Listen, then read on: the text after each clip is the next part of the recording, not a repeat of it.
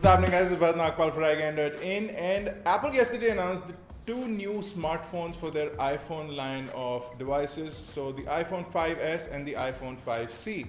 Now, unlike rumors, the iPhone 5C was supposed to be a cheap variant, but it turns out that the iPhone 5C is actually a colorful variant of the iPhone. So the iPhone 5C replaces the iPhone 5, and it actually takes in all the specifications from the iPhone 5. So you have the A6 chipset, the same 8 megapixel camera that you saw on the iPhone 5.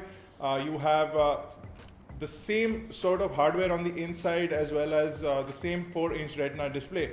So not a lot has changed with the device except for the exterior, which is now a unibody polycarbonate shell, which will be available in 5 colors: white, blue, yellow, pink, and green.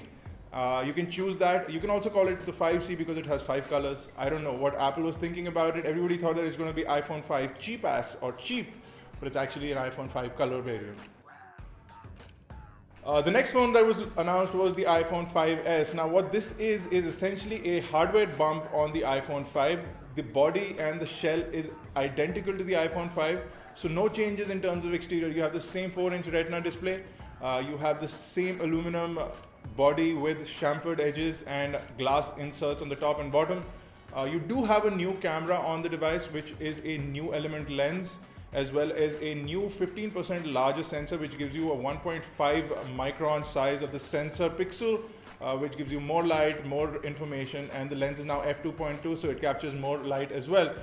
So improved camera. The camera also takes multiple images thanks to iOS 7. You do have a 10 image burst mode.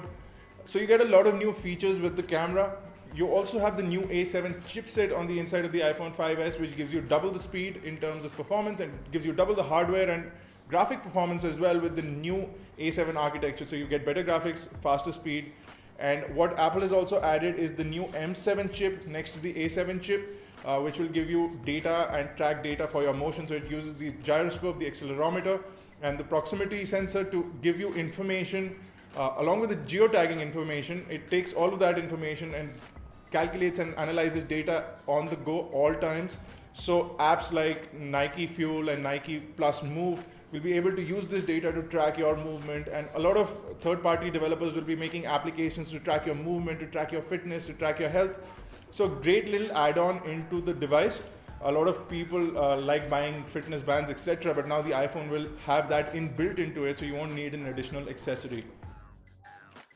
The iPhone 5s also features something really new. It is the new Touch ID fingerprint sensor. Now, a fingerprint sensor is not new technology, but this is a mobile industry first for Apple as well as the whole mobile industry to have a Touch ID or a fingerprint sensor on the device itself, on a portable device.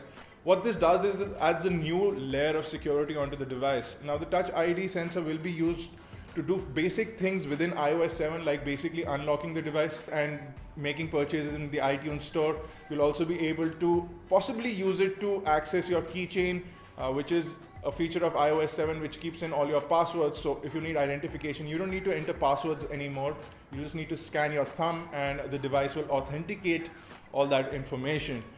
Now the iPhone 5C goes on pre-order on 13th September, whereas the iPhone 5s goes on pre-order on the 20th of September, with deliveries happening soon after. iOS 7 is also officially coming out to all supported devices from the 4S, 5 and the iPod Touch, along with the iPad 3rd generation, 4th generation, and the iPad mini on the 18th of September. Now a lot of disappointments as well. There is no wearable tech from Apple. After Samsung showed us how not to make a smartwatch, Apple basically did not launch a smartwatch. The iWatch, which was rumored for quite some time, has not been announced, not been talked about at all. Apple also did not refresh the iPads, although we've been seeing leaks, and even today some leaks happened for the new iPad case. There has been no announcement. So we are hoping that within this month there is going to be another Apple event that will give us information on the new range of iPads.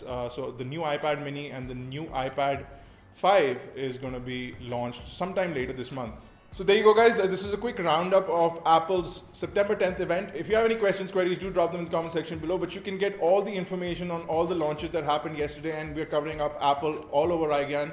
So you can check that out. And also don't forget to take part in the Nexus 7 giveaway that's happening on iGyaan.in. So if you're interested in getting yourself a new Nexus 7, jump over to iGyaan.in and you could take part in the contest, in the giveaway, and you could win yourself a new Nexus 7. So if you have any questions, queries, drop them in the comment section below. Check us out at iGyaan.in. Catch us on Facebook, Twitter, Google+. Make sure you subscribe to us on YouTube to get the latest updates. YouTube.com/iGyaan, YouTube.com/iGyaan TV for iGyaan Networks. This has been Bharat Nagpal. Thank you guys for watching.